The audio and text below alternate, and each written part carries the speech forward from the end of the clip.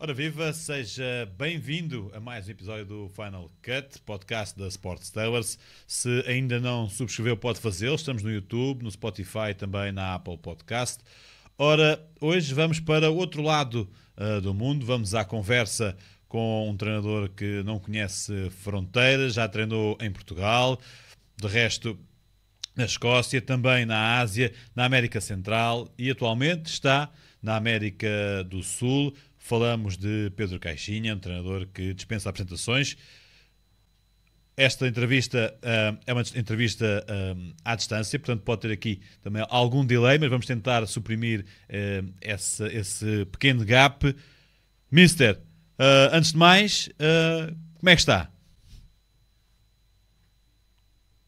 Muito bom dia. Agradecer a si e ao Final Cut por a oportunidade de estar à conversa convosco. Estou aqui pela manhã em Buenos Aires, chegámos ontem e jogamos amanhã aqui com o Racing. Sempre 2 dias antes. Tive todas estas viagens aqui na América do Sul. E então queremos também estar a par desses detalhes. Está a começar, já começou uma nova época, vai começar o Brasileirão muito em breve, já está em ação nas competições sul-americanas, mas antes de irmos à atualidade, eu pergunto-lhe o que é que trazem da época passada, a nível de equipa, a nível daquilo que foi a aprendizagens do grupo, como é que a equipa chega a este momento? Um ano, é verdade, é um grupo muito jovem, é um grupo que tem muito potencial e chega com um ano de aprendizagem, eu diria mais até que um ano, 15 meses que vamos trabalhando junto com este grupo. É um grupo que, em termos daquilo que é acima o grupo Red Bull, em termos do Global Soccer e na filosofia, ter muito claro aquilo que são as compras e as vendas, há uma atenção muito clara, uma orientação muito clara, quer em termos de projeto, coisas se passam, e então há com isso muitas entradas e saídas. Mas aquilo que é o grosso do grupo ele está, obviamente, connosco a trabalhar há 15 meses, os esperam e que a equipa foi exemplar no Brasileirão passado. Continuamos a trabalhar, uma equipa muito, muito vertical, que quer estar constantemente a pressionar o adversário e roubar a bola para atacar a baliza adversária. É dentro dessa dinâmica que nós atuamos e é dentro dessa dinâmica que continuamos a trabalhar, e este grupo de jovens já está em isso muito claro. Claro que depois há questões que têm a ver com a maturidade, há questões que têm a ver com o próprio conhecimento do jogo, que nos tem custado efetivamente muito caro em momentos de decisão, que somos eliminados nas meias finais do Paulista e com erros grosseiros que ditam esse afastamento, mas há isto mais voltado para a teoria de Clifton, que é fazer que somos fortes e acreditar naquilo que temos de muito bom para continuar a progredir, e é isso a fazer com esta equipa, que jogar amanhã aquilo que é da Sul-Americana, e no sábado, como bem disse, começaremos o Brasileirão contra o Fluminense aí no Maracanã e contra o atual vencedor da Libertadores do ano passado. Ora, fica um vazio na equipa com a saída do Léo Ortiz ou nem por isso? Eu diria que a dupla dos jaganos, como eles dizem aqui, a dupla dos centrais atual, já deve ser para aí, em 15 meses, a 8ª dupla. Então, todas essas trocas, o Léo era um jogador fundamental. Curiosamente, já não nos dizendo respeito, ainda não teve um minuto com o Flamengo desde que nos deixou, um jogador fundamental, apesar de ter estado connosco basicamente só na ordem dos 5 meses, porque ele vinha de lesão, mas era um jogador fundamental pelo tempo que levava no grupo, a qualidade indiscutível que ele tinha e que dava ao nosso jogo. Mas temos que nos reinventar sempre, adaptar essa perda. Já tivemos até este momento, depois da saída dele, cerca de mais 3 de centrais. Esta agora entendemos que é aquela que pode dar mais confiança, mas também com a janela que está aberta aqui dentro dos jogadores locais em abril, também temos a possibilidade de trazer mais alguém para nos ajudar nessa posição que é tão importante. Se me permite falar aqui de um ou outro jogador e depois irmos à globalidade da equipa, das ambições da equipa. O Sorriso reúne todas as condições para triunfar no Famalicão? É um miúdo muito, muito interessante. A alcunha dele, o Sorriso, é precisamente porque está sempre a rir, está sempre bem disposto. Ele teve números muito interessantes connosco o ano passado. Analisámos a possibilidade dele poder ser emprestado e ter essa oportunidade na Europa, no campo. Curiosamente, muito provavelmente estará dentro daqueles gol que ele fez em Faro, que foi um gol fantástico, fez algum connosco também por cá, e entendemos que ele tinha essa oportunidade, a oportunidade dele ir experimentar novas realidades, experimentar o futebol na Europa, o futebol em particular, oportunidade que ele a possa agarrar, porque não será com certeza por falta do trabalho.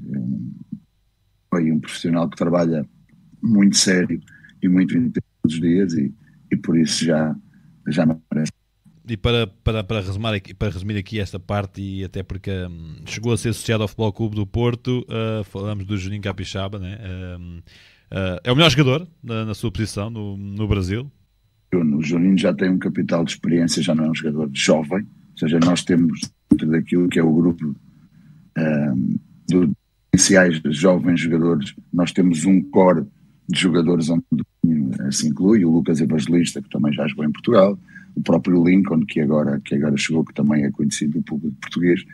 São jogadores que fazem parte desse core, que têm que suportar tudo aquilo que é tudo da equipa, porque estamos a falar de uma equipa com uma média de 23 anos a disputar todas estas competições e a crescer.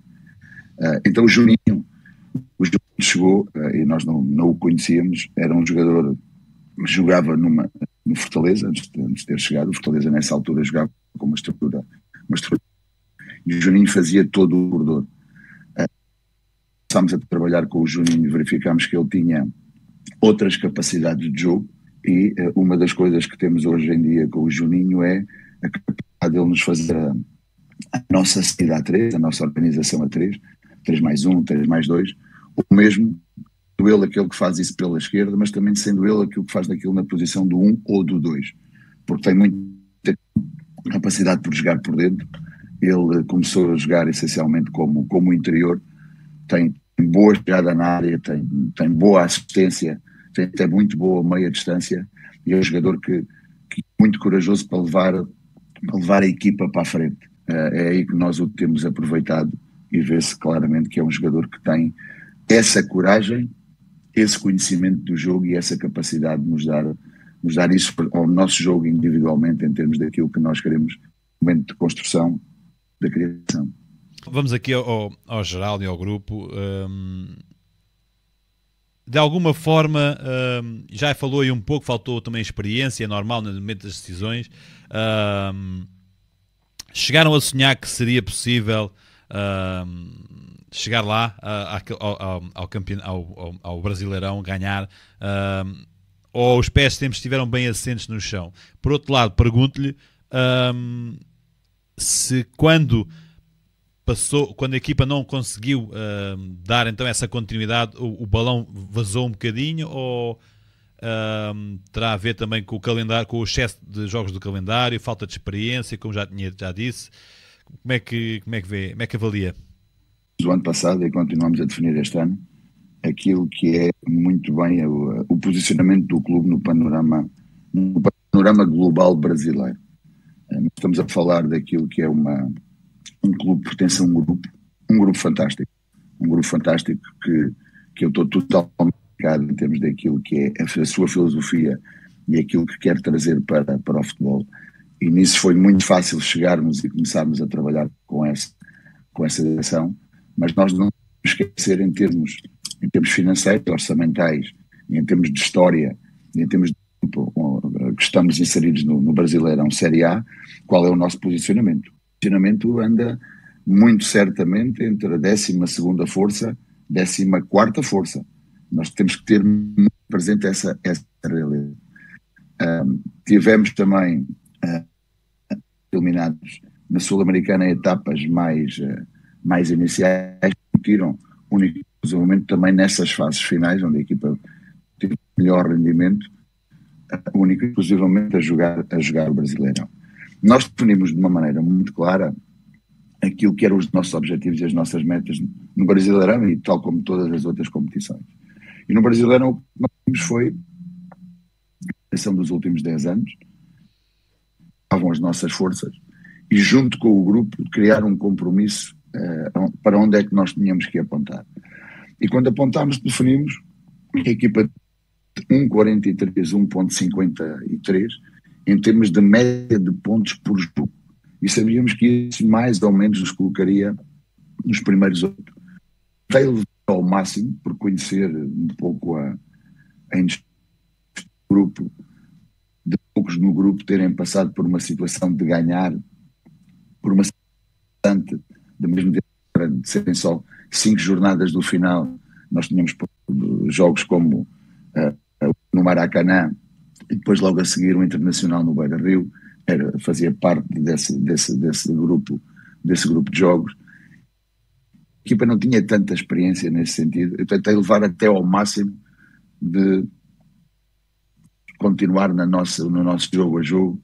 Vamos continuar, que é a nossa média de pontos, e vamos apontar que no fim fazemos as contas, porque nós nunca olhamos para o calendário, só olhamos para a classificação uma única vez, que foi quando dámos a primeira para a segunda volta, analisámos os nossos comportamentos, definimos que queríamos fazer mais em termos de pontos do que aquilo que tínhamos feito na primeira volta.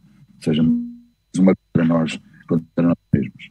É bom recordar que em termos de comportamentos, nós fomos a equipa que mais bolas recuperou no campo de ataque, mais ações finalizou contra a baliza adversária. Em todo o Brasileirão. Ninguém o fez mais do que nós. Temos da filosofia de jogo, tudo isso estava presente. Até que eu tive que assumir. Estamos nesta posição. Porque não é permitido que nós também possamos, nestes últimos 5 jogos, ser campeões. E foi isso que definimos. Eu, perfeitamente, antes de viajarmos para o Rio, e ainda durante no hotel antes de sair para o Maracanã, que eu vi que a equipa estava mesmo muito comprometida nisso. E o jogo no Flamengo, os primeiros 30 minutos, nós não saímos no meio campo do Flamengo, como tivemos algumas situações claras para finalizar, não finalizámos, e depois por um erro de decisão podemos sofrer o golo e a partir de tudo se acabou. Continuámos a alentar o sonho quando fomos para o estamos maioritariamente, eu diria 70% a 80% no meio campo adversário, tivemos chegadas, tivemos situações de finalização, um erro dá um pé e perdemos o jogo. Então foi isso que aconteceu, foi isso que nós tentámos trabalhar com a equipa, essa linha orientadora que continuamos a levar a equipa, mas ter um ponto muito claro. Nós no Paulistão fomos eliminados nas meias finais, fomos a melhor defesa, ou seja, fomos a melhor defesa que sofreu menos golos, e a equipa de adversários menos oportunidades claras também criou. Ou seja, entenda que os nossos comportamentos continuam a estar lá, mas que são os detalhes na última zona, em termos de o saber atacar o jogo, de como é que nos temos de comportar com e sem bola em determinados momentos, é que tem sido aquilo que é a nossa orientação muito clara, aquilo que é o nosso trabalho para com este grupo, para continuar a crescer, porque disse, nós somos entre a 12ª a 14ª força, e são apenas 4 anos de Brasileirão, então é preciso sustentar isto de aquilo que são os nossos comportamentos, aquilo que é a ideia da empresa e aquilo que representa esta lata de bebida energética que nós temos que representar em campo. Mister, sente mesmo assim, apesar do que me disse, que faz todo o sentido, não é? Uma equipa jovem, uma equipa com um pouco ainda a crescer no Brasileirão, à procura do seu estatuto, mas sente que o ano passado lhe traz maior cobrança por parte da torcida, apesar do lugar onde estão? Sim, ser pouca a torcida. Nós provavelmente somos o clube menos político do Brasil, é gerido de maneira fantástica, então essa pressão exterior normalmente não se sente, mas temos que ser nós a colocar essa pressão desde dentro, que os sintam nesse sentido, porque de alguma forma estar praticamente num oásis dentro do Brasil pode gerar conforto, e nós não queremos de maneira nenhuma que essa zona de conforto seja pelos nossos jogadores. Nós sabemos que sim, que este ano vai ser muito mais difícil. Primeiro porque nessa fase final do brasileiro, as equipas contra nós já se fechavam muito. Uma das nossas grandes armas era, e sempre vamos continuar a fazê-lo, isso faz parte do nosso comportamento, é marcar adversários naquilo que é a saída, desde o pontapé de baliza. Nós temos individual sobre todo o campo. Os adversários, e com isso roubávamos muitas bolas, criávamos muitas situações de golo, e os deixaram-nos pura e simplesmente sair em curto, a sair sempre em longo. Já nos davam um tipo de problemas para nós resolvermos no jogo. E outra das coisas que também nos fazia era tirar muita profundidade. Tirando a profundidade, nós tínhamos muito mais dificuldades de criação. Também, tanta gente com essa qualidade na última zona que conseguisse controlar o jogo, perceber o jogo e encontrar esses mesmos espaços, apesar da equipa estar sempre bem equilibrada no momento da perda, ser muito agressiva também no momento da perda, mas já não tínhamos para poder atacar a baliza contrária. E isso tem vindo a ser recorrente, já nesta temporada, mas temos melhorado um bocadinho nesse sentido, em aquilo que é a nossa qualidade nas situações de finalização. O tal Cheguei tem vindo a aumentar um pouco. Então temos que dar mais ou menos a mesma média de situações de finalização, mas o XG tem vindo a melhorar, porque temos trabalhado também muito esse tipo de situação na última zona.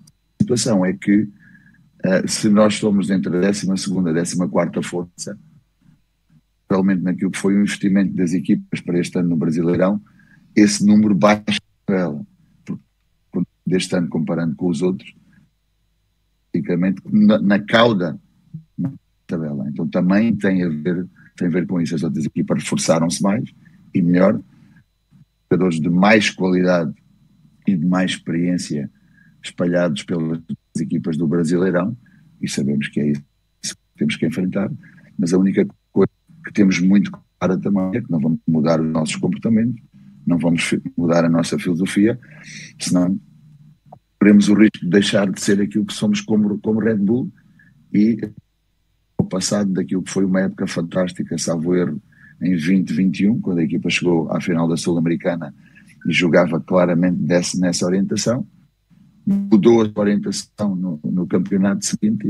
e as coisas já não correram da mesma maneira. Então, a última coisa que queremos perder é a nossa identidade, mas queremos continuar a reforçar aspectos que sabemos que temos que melhorar para crescer como equipa, para poder mais e melhor. Fizemos também, em termos de ambição, foi realmente o valor do ponto por jogo, que está entre 1,46 e 1,56, mudando ali alguns. Continuar a ser ambiciosos, e é isso que vamos querer já sábado, com todo o respeito, mas com toda a ambição de querer ganhar no Maracanã. É logo uma prova de fogo a abrir. Mister, quais são os principais favoritos, na sua opinião, nesta temporada? O Brasil é um país e tem um campeonato super competitivo. A verdade é que o Palmeiras, do Mister Abel, tem tido essa supremacia. Aponta o Palmeiras como, novamente, o verdadeiro favorito a ganhar, ou é de facto uma incógnita este campeonato brasileiro? Em termos históricos, não tão num passado recente, é muito uma incógnita. Destes 12 que existem, destas 12 equipas gigantes que existem, normalmente todas estão sempre ao mesmo nível, mas muitas delas se reforçaram.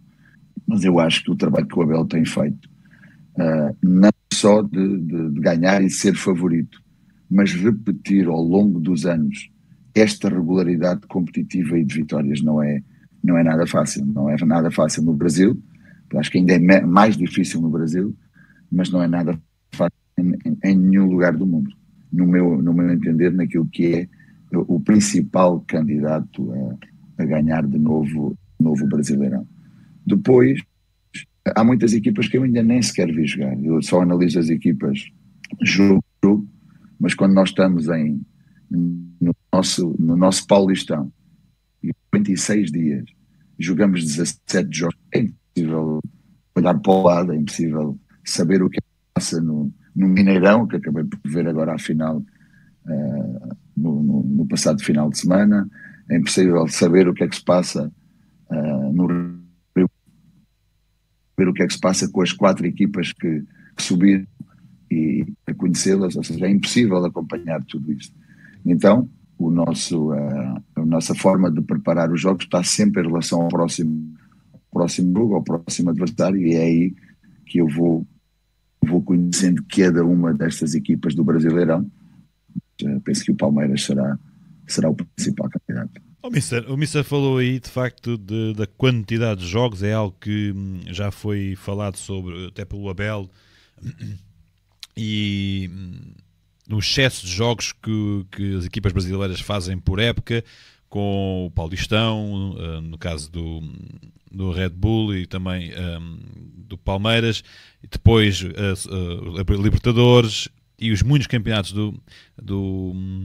muitos jogos do Campeonato Brasileiro. E eu, por acaso, ontem reparei na final ser jogada a 2 mãos do Paulistão, ou seja, ainda uma final a jogar ainda a 2 mãos, ou seja, há aqui um excesso, de jogos. Pergunto-lhe que na minha opinião não protege as equipas, não protege os jogadores. Alguém ganha com o facto de haver assim tantos jogos das equipas brasileiras? É porque limita o trabalho, limita a recuperação. Como é que analisa isto?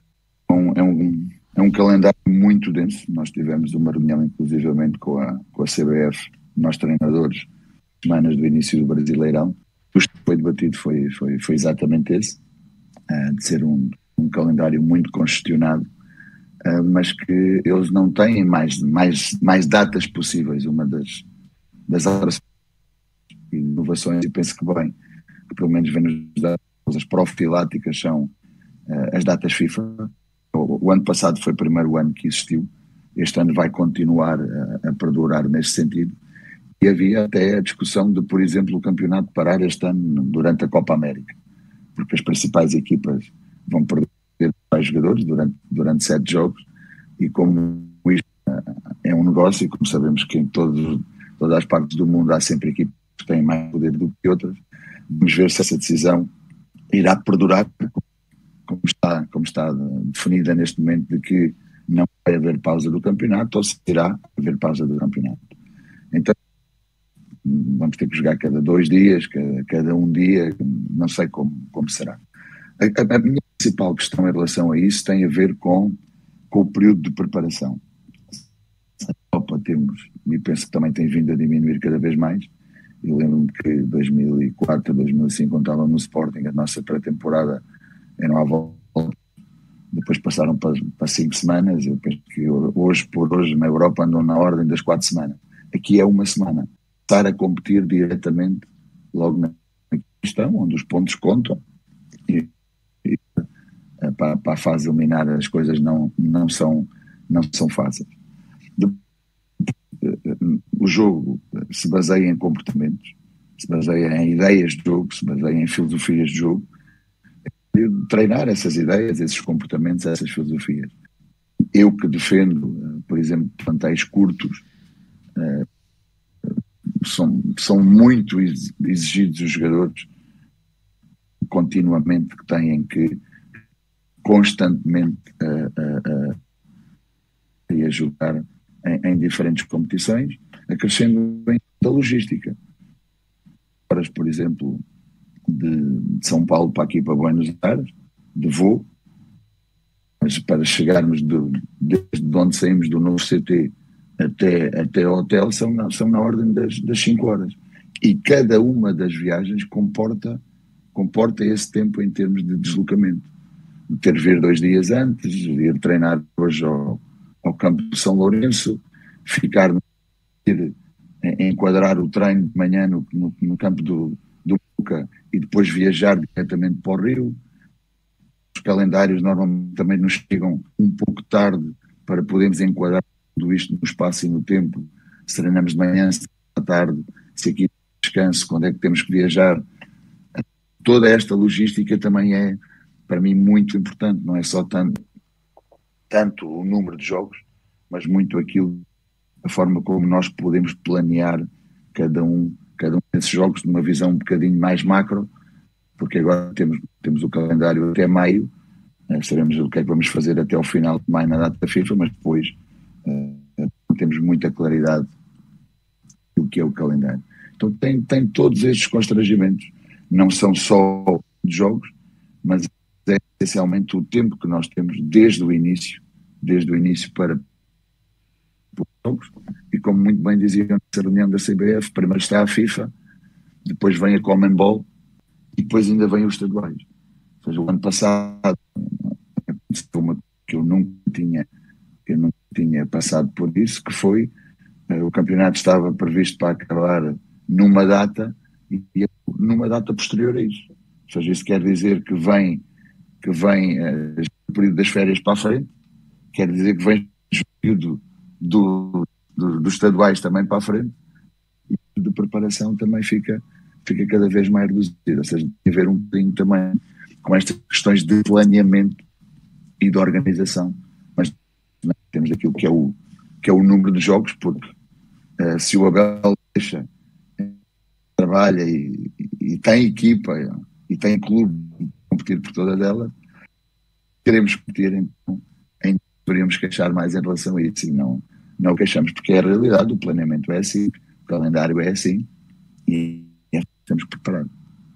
Missa, vamos então, já falámos aqui um pouco do Brasileirão, das dificuldades. Como é que olham para... E é um tema delicado, até porque ainda agora os adeptos do Palmeiras, por exemplo, homenagearam o Abel com a bandeira portuguesa, a bandeira nacional na bancada, mas aqui a este lado, aos burgos nacionais, chega também um pouco às vezes que os técnicos portugueses, apesar de serem uma real aposta dos clubes brasileiros, são também, por vezes, muito maltratados pela imprensa. O Missa já disse que estava feliz no Brasil. Acha que há aqui um exagero na minha leitura, que os treinadores portugueses são maltratados na imprensa e por alguns comentadores, ou é uma realidade que se sente na pele? Eu, o primeiro país que tive a oportunidade de trabalhar foi no México. Indo de um clube da dimensão que era o Nacional da Madeira e chegando à dimensão do Santos Laguna, que tem uma expressão mais nacional do que tinha o Nacional em relação a Portugal, eu comecei a sentir, e a própria organização do clube, comecei a sentir a importância daquilo que eram os mídia, daquilo que eram as redes digitais, até porque nós trabalhávamos muito sobre isso, no fundo, para criar soundbites, para criar tendências e criar uma única, que era o presidente até os jogadores, todos aqueles que eram expostos em relação ao dia, e eu senti pela primeira vez aquilo que era a força dos mídia, o poder dos mídia, mas também a intensidade dos mídia em relação à questão do futebol, em relação à questão dos clubes, em relação à questão dos treinadores. E eu sofri muito isso no México.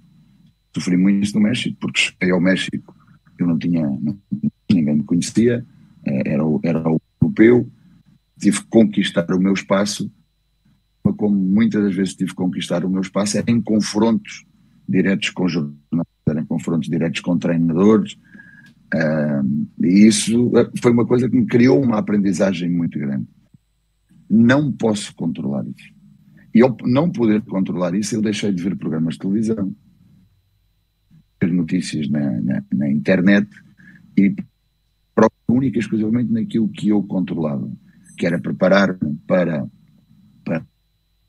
tudo o que era questões relacionadas com o mídia, porque continuava a ter entrevistas, continuava a ter presença, continuava a ter presença nas formas, e aprendi que devo ter uma postura muito mais cordial, não me preocupar com aquilo que é a opinião das outras pessoas, muito menos em termos daquilo que são redes sociais, porque nem sequer existe uma cara, não é? Os comentadores e comentam e criticam da forma como quiser entender, e eu nunca vou poder dar essas circunstâncias. O que posso dizer é que na forma e no trato que temos aqui na ligação do nosso departamento de mídia com aquilo que é os mídias, tem sido cordial. Sou algumas vezes solicitado dentro daquilo que é a nossa realidade e a expressão como clube, e nenhuma razão de queixa com isso. E a coisa que procuro discutir, porque temos o pós-jogo, é o jogo, mais nada. Não entrar em polémicas, não entrar em críticas, nunca criticar, por exemplo, a arbitragem. Tive uma vez um só cartão amarelo no Brasileirão, e nem sequer foi, estava irritado com os jogadores e pontapé e uma garrafa de água, e o Ivano pensou que eu estava a protestar alguma coisa. É importante nós termos essa percepção de uma realidade cultural onde estamos a viver, saber respeitá-la e interagir com ela. Acaba por esquivar aí um bocadinho a minha pergunta, Missa, mas eu compreendo, até porque trabalhei também muito no meio, sei bem como é que é essa pressão dos mídia, e de um lado e do outro. Fora do futebol, como é que é viver próximo e ao mesmo tempo longe da maior metrópole da América do Sul? Gosto muito de São Paulo. Eu sou uma pessoa do Alentejo, sou uma pessoa do campo, mas também tenho já um pouco de cidadino em mim. Paulista, onde vivo, fica sensivelmente a 90 km da grande São Paulo. Mas esses 90 km às vezes podem levar 3 ou 4 horas, porque atravessar a Fernão Dias não é fácil. Dentro daquilo que é a disponibilidade do calendário, como estávamos a falar ainda há pouco, ter um espaço para poder ir a passar, por exemplo, a São Paulo, que eu gosto muito quando tenho algum dia livre de lá ir, também é muito fácil. Mas a minha qualidade de vida, tal como existe também a empresa, em termos daquilo que é a energia e a forma que vivemos a vida, começa às 5 da manhã. Às 6 da manhã estou no CT. Agora até tenho ficado a dormir no CT porque tenho umas condições fantásticas, e a Fernão Dias tem muito trânsito, às vezes até fico, mas normalmente é de 6 a 6, 6 a 7, 8. Então ou vou a Campinas ou vou a São Paulo. O António Zambujo é bejense como eu. No início do ano veio fazer um concerto aqui, tive a oportunidade de almoçar com ele, tive a oportunidade de ir assistir ao concerto, sempre umas coisas assim, porque a minha vida não é definitivamente só o futebol. Eu tenho esta dedicação total, mas quando tenho a oportunidade de fazer umas pausas faço, e gosto de viver a vida, aquilo que a vida nos oferece, sempre que posso. Gosto de conhecer as cidades e de viver como os locais vivem nessas grandes. Como é que é, avançando aqui um pouco, aliás, recuando neste caso no tempo, e já vamos ao México, porque acredito que seja um país de muitos contrastes, mas vamos falar de países de contrastes. Conseguiu levar o Talleres a uns quartos de final da Libertadores. Quais são as grandes diferenças que encontra no futebol, do futebol argentino para o futebol brasileiro? E como é que foi essa experiência na Argentina, que é também um país de muitos contrastes, acredito, e acredito que tenha também algumas histórias interessantes para contar. A experiência no Talleres foi muito, muito enriquecedora. Primeiro, também estava a pensar ir alguma vez para a Argentina, mas tudo porque pelo México. O André Fassi era um dos altos cargos e dos dirigentes do Pachuca. Formou o Talleres desde divisões inferiores. O Talleres é um clube histórico em Córdoba. Ou seja, aliás, tem uma semelhança incrível para terem ordem de grandeza. A Ibrox, quando nós estivemos no Rangers, eram sempre 50 mil. Sempre 50 mil. Ali no Talleres, sempre na ordem dos 40 mil. Passo que passo, dentro do campo. Estão sempre a apoiar a equipa. E a diferença que nós sentimos, por exemplo, e aqui tão próximo, Argentina e futebol do Brasil, é a paixão. O que tem pelo jogo aqui, o futebol naquele estado puro. Vamos, por exemplo, jogar à Bombonera e sentir toda aquela vibração. Eu acho que é. E o jogador argentino tem isso, tem qualidade individual, intensidade e tem muita paixão. Outra coisa, tem conhecimento do jogo. Poucos pelo futebol. Tudo no futebol.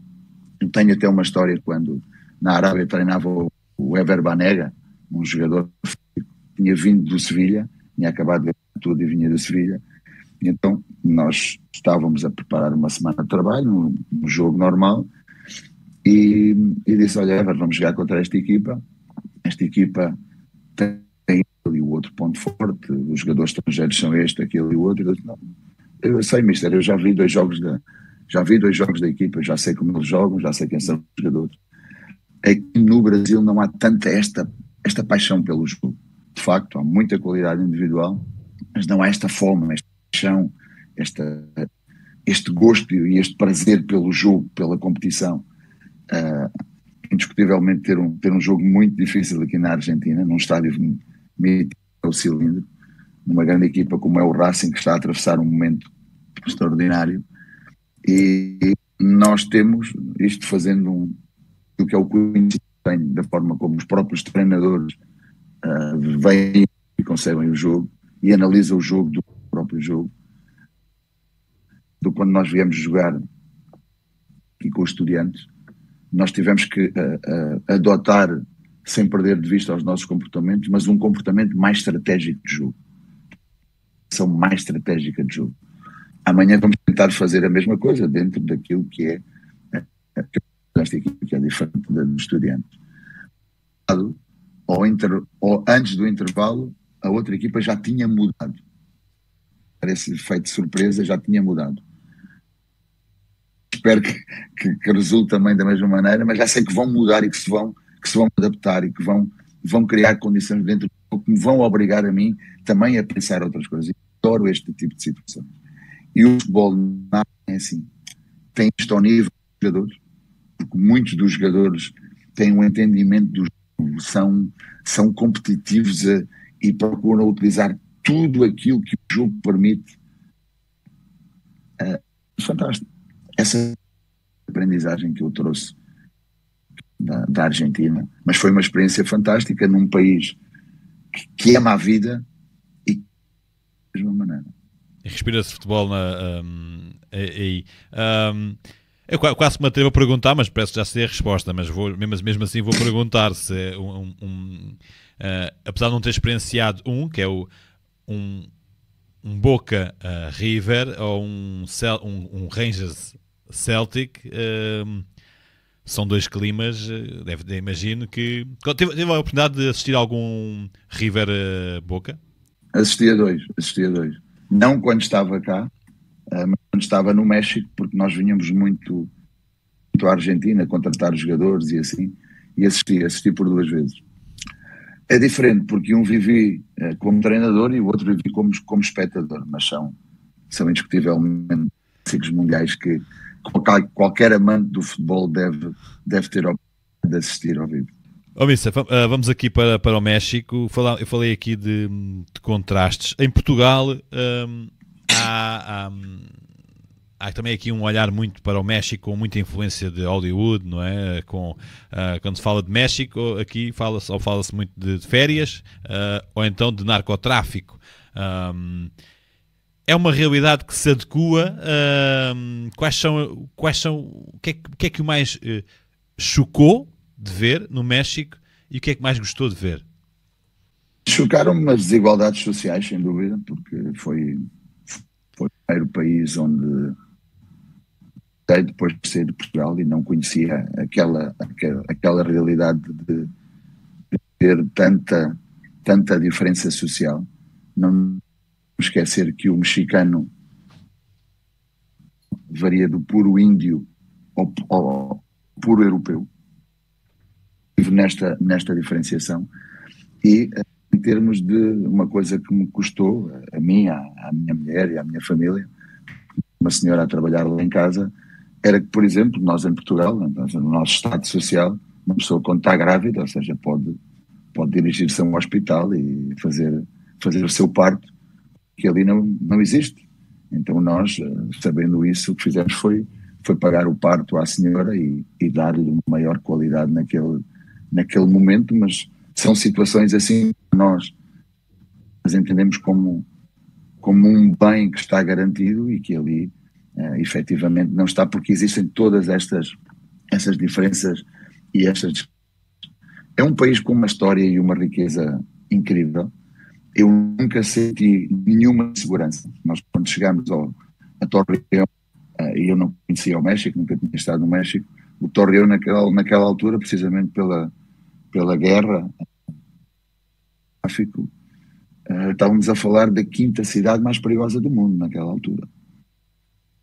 Estava em estado de sítio. Nós, o primeiro mês quando lá chegámos, ficámos a viver num hotel, e tudo fechava pela noite, era recolher obrigatório, e obviamente mesmo o que existiam durante a noite em termos daquilo que era a conquista como eles diziam, porque só em termos daquilo que existe nos narcotráficos, mas existe em termos da localização geográfica. Então, como dizem os gringos, e eles têm muito das coisas dos gringos, que eles chamam os americanos, the last most important one, is the most expensive. Então é mais cara. Quanto mais próximo estiver da fronteira, mais valor tem a praça, por assim dizer, o local. Então era isso dos narcotráficos.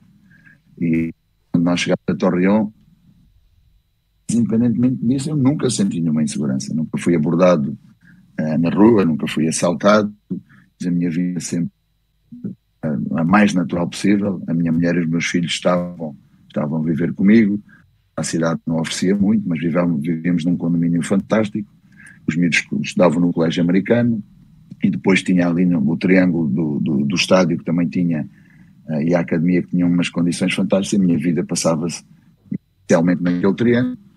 Uma vez mais, eu aí já tinha os mesmos princípios de vida.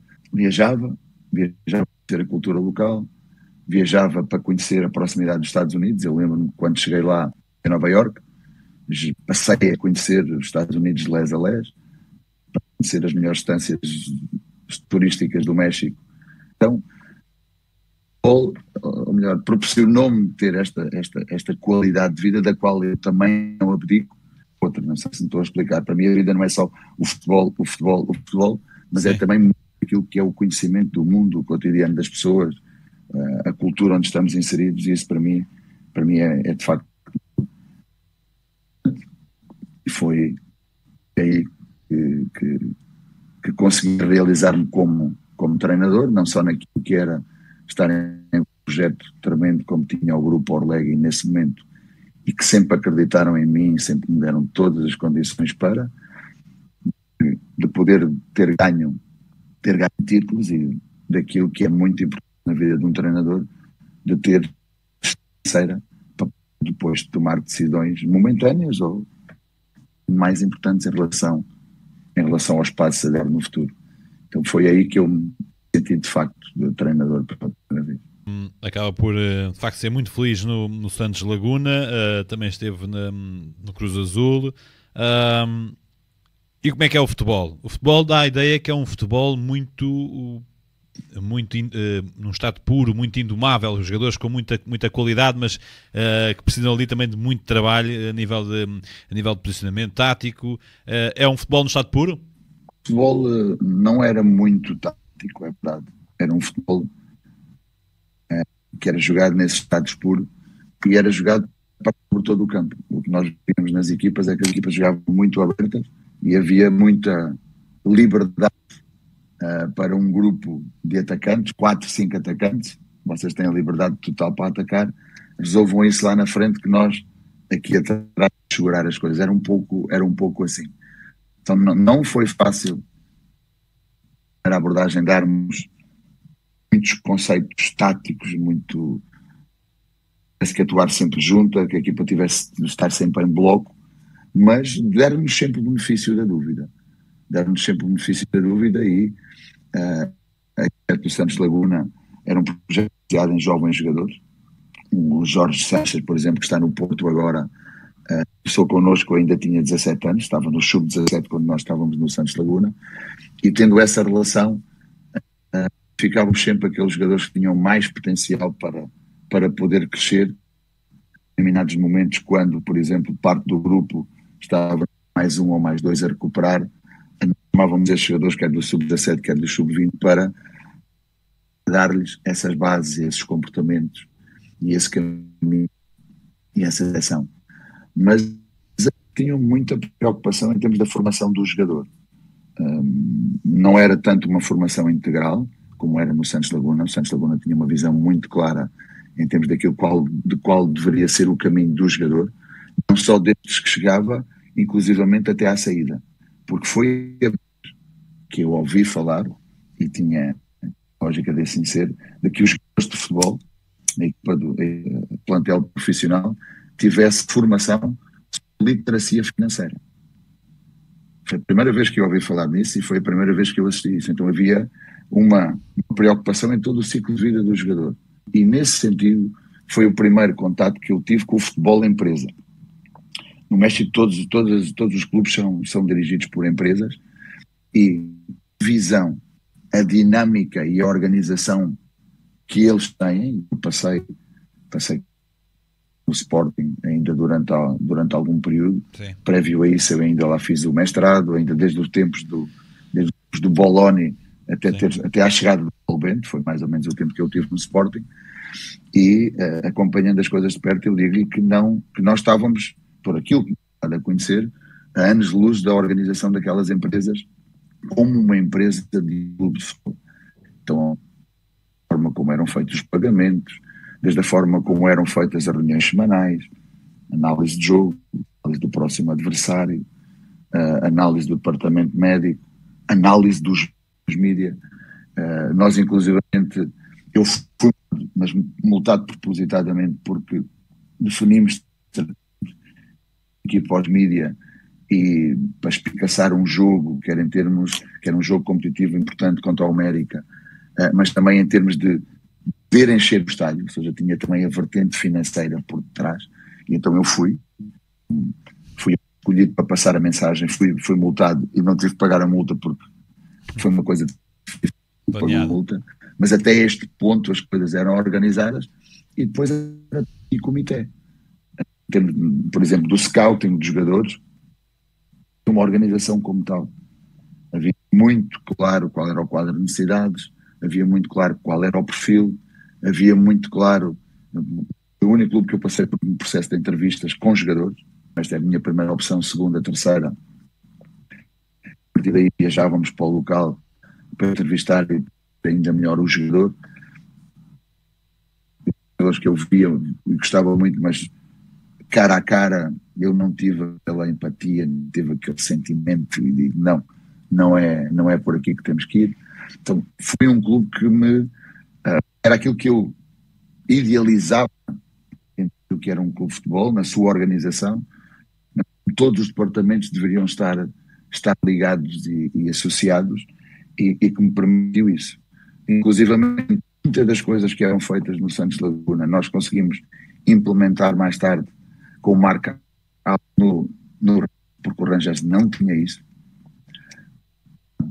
No Cruz Azul E hoje, quando chegamos aqui, praticamente temos tudo isso, ou seja, é parte da minha felicidade dia a dia, e não naquilo que é a pressão que o futebol coloca em nós como treinadores de futebol, naquilo que é o jogo propriamente dito, mas no gosto que nos dá fazer parte desta empresa, da forma como está organizada, da forma como interage. Isso, para mim, é tudo. Felizmente tivemos ofertas de outra dimensão e eu gosto muito de ser grato e de estar onde sou feliz. Aqui agora, também já aprendi isso no Santos Laguna. E tal, ganho aqui em 9 meses 3 títulos, agora se queremos ter outras oportunidades. Vamos estar tranquilos, vamos viver o aqui e agora, vamos viver isto com intensidade, vamos fazer sempre o nosso melhor, e o dia de amanhã se verá.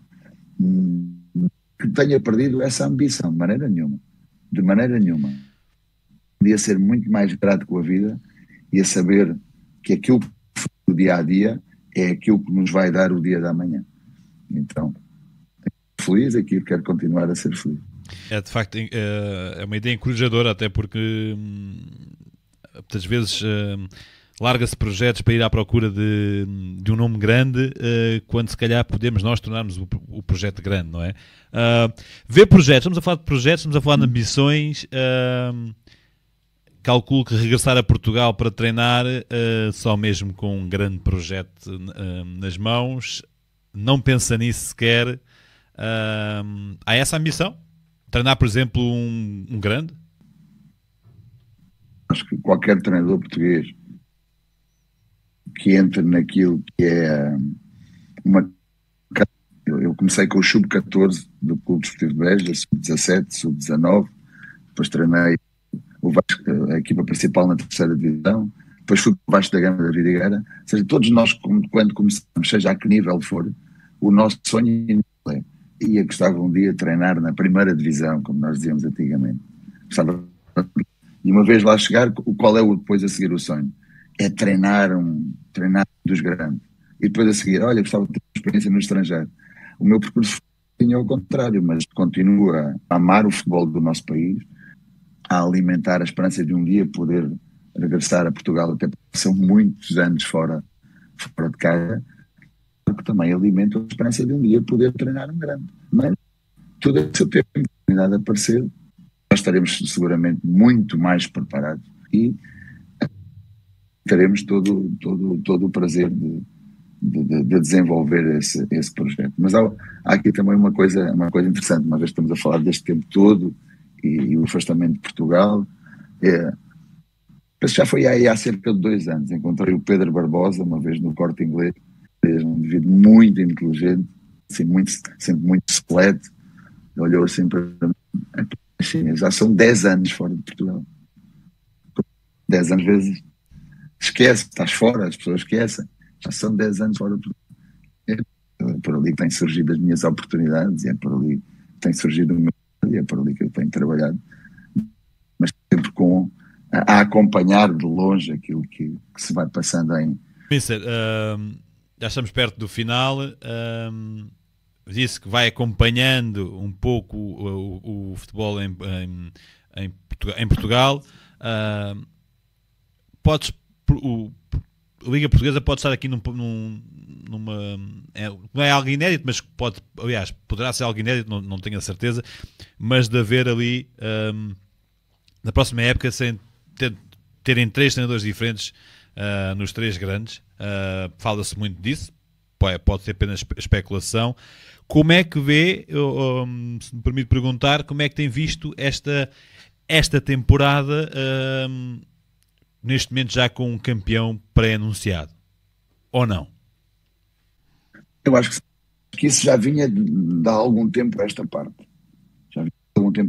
Primeiro, a forma como o Sporting joga em termos dos seus comportamentos de jogo e aquilo que é a mentalidade ganhadora, que o Ruben e todo o grupo de trabalho, o presidente incluído, o Viana, tem feito ao longo deste período, é um Sporting totalmente diferente. E isso via desde o início deste ano. Se juntarmos a isso, ter na goleadora, como é o sueco do Gyökeres. É incrível. O Sporting joga muito dentro daquilo que são novas tendências do jogo. Há muitas equipas, o Leverkusen também joga, por exemplo, uma linha 3 mais diferente em termos de cultura de jogo, mas em termos daquilo que é a filosofia Red Bull, em termos daquilo que é a verticalidade com que se joga, a intensidade com que se ataca a baliza, com que se ataca a bola, o Sporting está muito claramente naquilo que é o seu comportamento de jogo em relação a isso.